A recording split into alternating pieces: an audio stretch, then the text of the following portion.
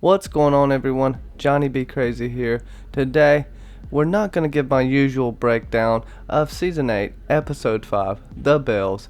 What a divisive episode and season it's been so far. Let's see if we can shine a ray of positivity in the sea of darkness here. My patron, Dornish Dan, gave a fantastic comment, and I can't help but make a video on it. How all occasions do inform against me, and spur my dull revenge. Hamlet's quote was evident in last night's Game of Thrones. Although dull may have been the best adjective to use for the beginning of the episode, it rapidly became inappropriate. David Benioff and D.B. Weiss gave us an episode 5 of season 8 shot through with dragon fire, setting off firestorms of criticism that will cause division in the Game of Thrones fandom, whatever that may be. Viewership of episodes 3 and 4 of season 8 average about 12 million viewers.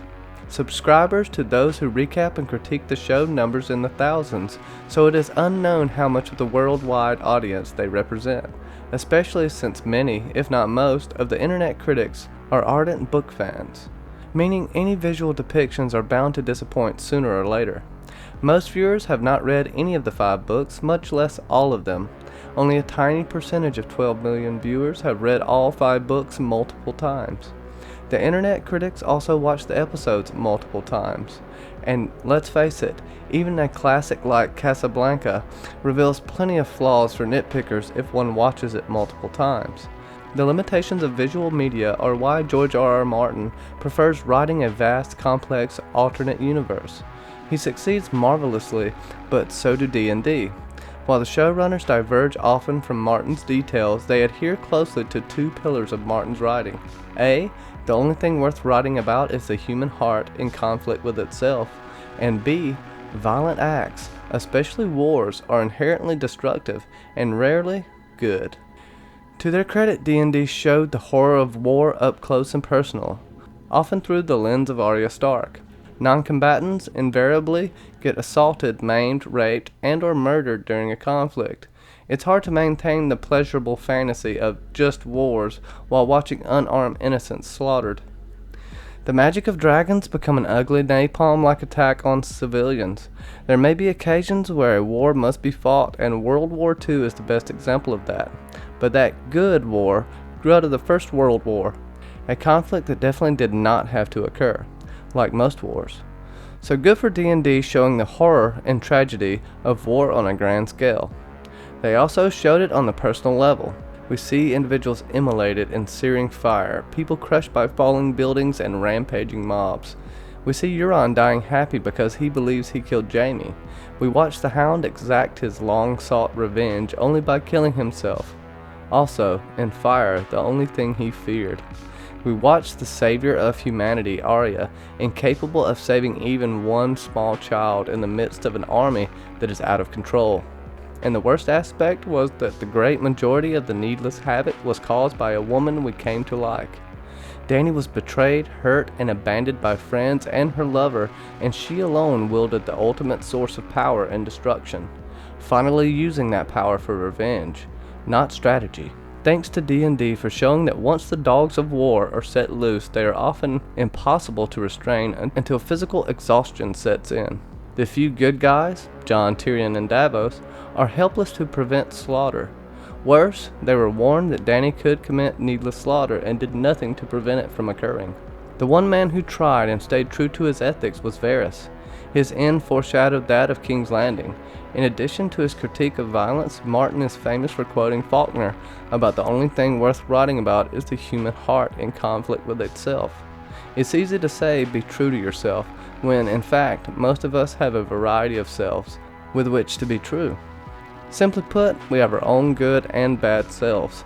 Jaime, a true Greek tragedy by himself, stayed true to his worst nature. When he told Cersei nothing mattered but themselves, he absolutely meant it. Jaime's rejection of his redemption arc culminated in his dying in the arms of his incestuous sociopath of a sister. Euron was more of a caricature, and took satisfaction in killing the famous Jaime Lannister, except he didn't. He was another example of an empty satisfaction of most revenges. Even Sir Rob Zombie Gregor showed he still had agency and stayed to his despicable self, despite being the undead. He disobeyed Cersei and killed his maker Qyburn. Finally, Dany's murderous rampage was likely a spontaneous event. She had indicated she would cease the attack once the surrender bells were ringing, thus listening to her better angels. However, as the bells rang, her rage erupted as she gazed upon the ancestral home built by her ancestors and ripped from her family. Her heart was in conflict for a nanosecond before catapulting to the evil that lurked within her. Tragedy in ancient Greece and Shakespeare usually involves individuals incapable of doing anything except what they do, even when they know it will result in disaster.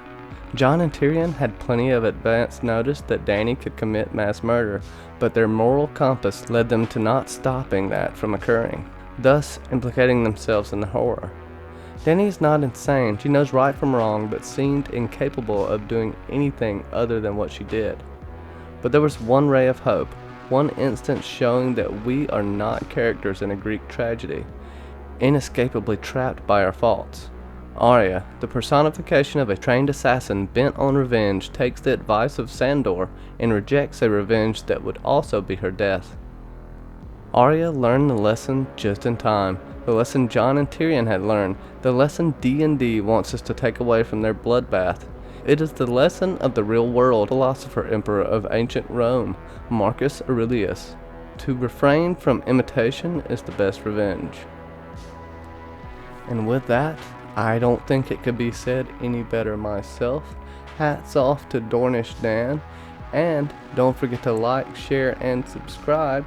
Shout out to all my patrons: Amy True, Anime Lover Nicole, Bobby Catalano, Catherine Cronin, Catherine Harding, Clarissa Thompson, Dornish Dan, John St. Baptiste, Dark Mother, Katrin C. from My Point of View, Nancy T., and Susan Dunkel. Thank y'all so much for watching. I'm Johnny B. Crazy, signing off.